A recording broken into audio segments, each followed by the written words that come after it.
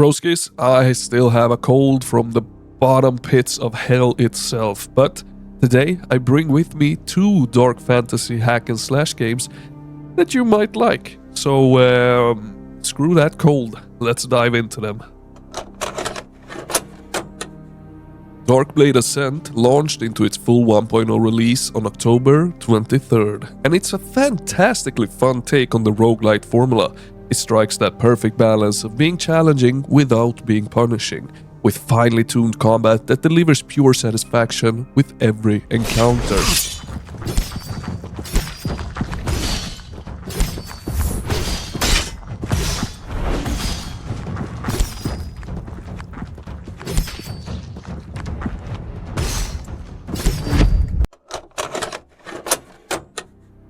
The game, it's been developed by TSP Games, and Dark Blade Ascent comes in at just 11 buckaroonies, and for what's on offer, that price is an absolute steal. This isn't just a bare bones roguelite, it's packed with content.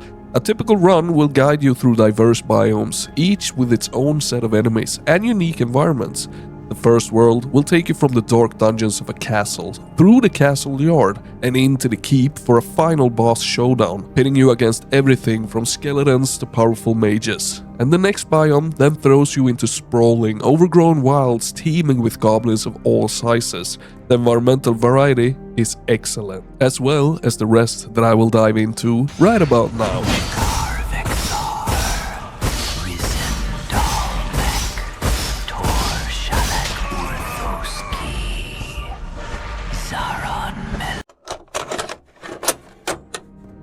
Now, while a deep story isn't the focus in this game, the combat, it is front and center, and it is quite phenomenal. The gameplay is a fast-paced dance of dodging, parrying, and slashing through your foes. And while that might sound intimidating, I can confidently say that the rhythm is surprisingly easy to master in this one. The real magic, it happens when you land a perfect parry. Time briefly slows down, opening a window for a devastating counterattack, punctuated by a hugely satisfying audio cue and a unique animation. This mechanic, it doesn't break the pace, it enhances it, adding another layer to the thrilling flow of combat in this game. Now, you will be wielding one out of 4 weapon types: daggers, spears, axes, and my personal favorite, the swords, each with countless stats combinations and a handful of visually distinct variants that look fantastic. Now, your combat style is further defined by your choice of 1 out of 3 classes, each tied to an element: fire, frost, or storm. And this choice grants you a unique core ability. The fire class, for an example, lets you hurl a fireball, encouraging you to seek out fire-based upgrades during your run to create powerful synergies with your class and weapon. On top of that, you have run-specific upgrades to build out your character and permanent meta upgrades that make you stronger over time. In a brilliant design choice, these permanent upgrades are shared across all classes, so you're always making meaningful progress. Even better, outside of the main campaign, there's a dedicated mode built for grinding out these permanent upgrade points. This creates 2 incredibly rewarding gameplay loops, one for progressing the story and the other for forging yourself into the ultimate killing machine.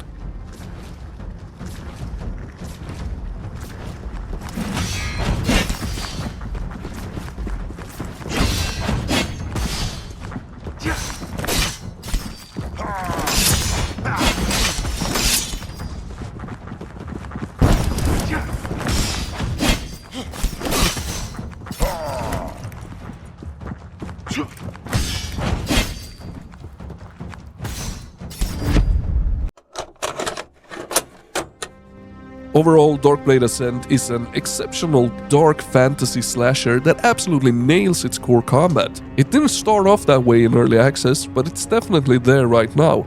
The dopamine rush from landing perfect parries, combined with the constant feeling of meaningful progression, makes it incredibly hard to put down. Aesthetically, the game looks and sounds great, even if some of the textures have a peculiar wet look to them. For just 11 bucks, this is an easy and enthusiastic recommendation for any fan of the roguelite genre. And next up we got Lam Veil, a game that at first glance looks eerily similar to the last one, especially with those gloomy medieval settings. But here's the twist: unlike roguelite experiences, this one's a linear campaign style game. A short one, but still a proper campaign. Developed by Philip Semliak, Lam Veil will set you back about $7.50, which honestly, depending on your standards, might feel like a $7.50 gamble that could have been a $5 snack. But let's see what you get for the price.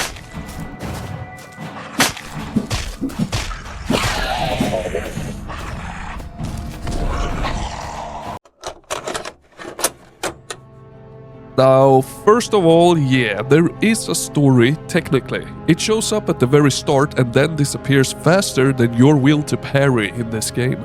What sticks around though is the combat, which is the main focus here. You'll face about 10 different enemy types and 5 bosses, and they're all eager to make your life really miserable. Be sure to save often, broskis, because dying is practically part of the gameplay loop here, simply because the game is so bloody hard. And here is where things get a bit messy in this one. The combat challenge doesn't always feel fair. Enemies dart around like caffeinated marionettes, and the hit detection could definitely use some more polish. The game gives you a parry mechanic and a handful of magic spells, but the parry timing is so tight it borders on masochistic. 9 times out of 10, you'll take more damage trying to land it than if you just kept swinging wildly. Sure, if you nail it, you can instantly kill most enemies, but that perfect parry window is brutal, and missing the follow-up swing hurts even more. As for the weapons, well, that one sword that you have seen in the footage, that's it. That's your entire arsenal. I really wish there were more weapons to switch things up, but alas, it's one sword to rule them all. And magic-wise, we get a fireball, a frostball, deflect, and a slow time ability. The fireball handles regular enemies nicely, while the time slow is a lifesaver for bosses and tougher fights. And simply those 2 spells alone carried me through most encounters. Now each of the levels, they take about 30 minutes to complete, with distinct biomes, some puzzles, platforming sections, and a good amount of secrets to uncover. And honestly, the environments, they look great, surprisingly atmospheric, and the level design feels clever and well thought out.